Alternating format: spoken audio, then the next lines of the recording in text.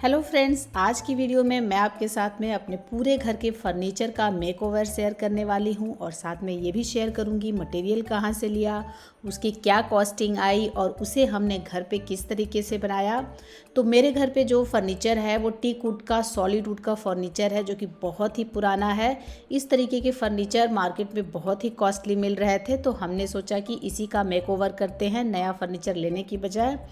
और ये है मेरा डाइनिंग टेबल और इसका जो स्ट्रक्चर है वो टीक वुड का बना हुआ है और इसके ऊपर जो प्लाई रखी हुई थी उसका शेप ओवल था, जो कि बिल्कुल भी ट्रेंड में अभी इस तरीके का टेबल नहीं है।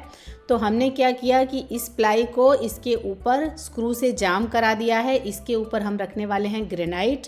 तो ये हमने ग्रेनाइट लिया है, ये हमें 200 रुपीज़ पर स्क्वायर फीट मिला। ये पूरा पीस हमें 6000 का पड़ा। उसके बाद हमने अपने सोफ़ा सेट और डाइनिंग सेट को पॉलिश करवा लिया। पॉलिश कराने के लिए हमने पे किया था 5000 विथ मटेरियल उन्होंने किया था। और सबसे पहले ये पॉलिश करवाया था क्योंकि इसके बाद फैब्रिक चेंज करेंगे तो ये जो पॉलिश होगा फैब्रिक पे लग सकता है। और जो ग्रेनाइट हमने लिया था डाइनिंग टेबल के लिए उसे रेक्टेंगुलर शेप में कट करा करके प्लाई के ऊपर पेस्ट कर दिया है और इसकी मोल्डिंग कर दी है, जिससे ये बहुत ही अट्रैक्टिव लुक आता है इसका। और इसको पॉलिश कर देने से इसका लुक बिल्कुल नया सा हो गया है। और दूसरे साइड में स्टोरेज के लिए मैंने बेंच बनाया है और इस तरीके से उसके पीछे हेडबोर्ड बनाया हुआ है। और ये हेडबोर्ड मैंने खुद से बनाया हुआ है और इसकी वीडियो भी आप लोग के साथ शेयर की है। नहीं देखा है तो उसकी लिंक आपको नीचे डिस्क्रिप्शन बॉक्स में मिल जाएगी। और इसके नीचे इस तरीके से 2 ड्रॉ दिए हुए हैं जिसमें कि एक्स्ट्रा कुशन रग वगैरह रख सकते हैं। और इसके ऊपर जो लेमिनेट लगाया है वो अपने डाइनिंग टेबल से मैच करके लगाया हुआ है। घर में कारपेंटर का काम हुआ है और बहुत सारा प्लाई और बोर्ड के टुकड़े मेरे घर में बचे हुए थे, जिससे कि मैंने इस तरीके की बहुत सारी ट्रेज बनाई हैं जो कि ऑर्गेनाइज करने के लिए बहुत ही यूज़फुल होती हैं। और मेरे डाइनिंग का जो थीम है वो है वुडन, ग्रे और वाइट। इसके अलावा मैंने डेकोरेशन के लिए थोड़ा सा कंट्रास्ट लुक लाने के लिए यहाँ पे येलो कलर को ऐड किया हुआ है। और मेरा सेटअप अगर आपको पसंद आया हो तो इसे एक लाइक दे दीजिएगा। उसके बाद हमने गूगल पे सर्च किया मटेरियल के लिए तो हमें मिला ये सहाय फर्नीचर। अगर आप लखनऊ से हैं तो गूगल पे सर्च करेंगे तो ईजिली आपको ये मिल जाएगा। यहाँ पे फैब्रिक की वैरायटी बहुत ही ज़्यादा थी, प्राइस भी बहुत ही अच्छा था।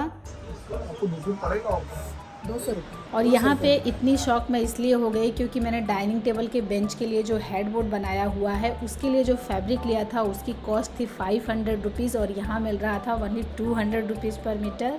के लिए मैंने बहुत सारे फैब्रिक देखे, उसमें मुझे जो पसंद आया वो था स्वेट फैब्रिक। इसका जो टेक्सचर है ये थोड़ा सा वेलवेट जैसा होता है और इसके पीछे फ्लिस लगी हुई थी तो काफ़ी थिक था इसका मटेरियल। इससे जो सोफ़े का शेप है वो बहुत ही अच्छा आएगा। मेरे लिविंग रूम का जो थीम है वो है वाइट, वुडन और ग्रे, इसलिए हमने जो सोफ़े का फैब्रिक ग्रे कलर का चूज़ किया और जो सेटी है उसके लिए हमने येलो कलर सेलेक्ट किया। और कुशन्स के लिए प्रिंटेड फैब्रिक मैंने सेलेक्ट किया, लेकिन जो प्रिंटेड फैब्रिक था वो ऑर्डर देने पे आना था इसलिए हमने उसको कैंसिल कर दिया। तो घर पे सामान डिलीवर हो गया है और हमने जो फॉर्म लिया है इसके लिए ये 4 इंची का फॉर्म है।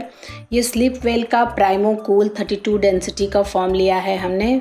तो ये जितने सीटर का सोफ़ा होता है उतने पीस लेना होता है, तो हमारा 7 सीटर का सोफ़ा है तो इसलिए हमने इसको 7 पीस लिया हुआ है और एक पीस की प्राइस है 700 रुपीज़।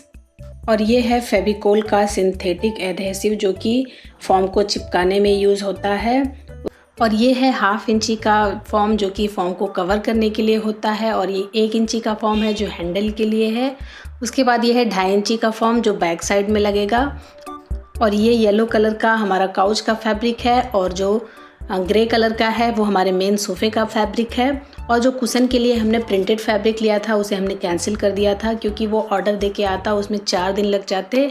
तो हमने ये जूट कॉटन का फैब्रिक लिया हुआ है। इसे मैंने सेम अलग अलग टेक्सचर में लिया है, सेम ही तीनों जूट कॉटन के ही फैब्रिक हैं और इससे मैं कुशन्स बनवाऊंगी। तो सोफ़ा बनाने के लिए कई लोगों से मेरी बात हुई थी, उसमें से सब लोग बोल रहे थे कि सोफ़ा फैक्ट्री में ही बनेगा, आपके घर पे नहीं बनेगा, लेकिन मुझे ऐसा कोई चाहिए था जो सोफ़ा घर पे बना के दे। तो मेरी एक भैया से बात हुई, वो तैयार हो गए घर पे सोफ़ा बनाने के लिए। फिर वो लोग घर पे आए और सारे सोफ़ों को इस तरीके से ओपन कर दिया। फिर मैंने भी थोड़ा सा चेक किया कि कहीं किसी की वुड वगैरह कोई डैमेज ना हो, तो अगर डैमेज होगा तो हम उसे सेम टाइम चेंज करा लेंगे। और यहाँ पे देखिए पूरा फॉर्म पूरी तरीके से डैमेज हो चुका है अंदर का।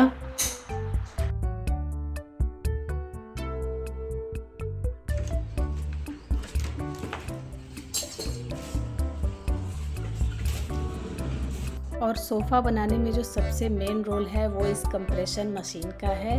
अगर ये मेरे पास हो तो मैं इस सोफ़े को तो मैं खुद ही घर पे बना लूँ। इस मशीन की हेल्प से जो स्टेपलर पिन होती है वो बहुत प्रेशर के साथ में अंदर जाती है और बहुत ही फिनिशिंग से सोफ़ा बन के रेडी होता है।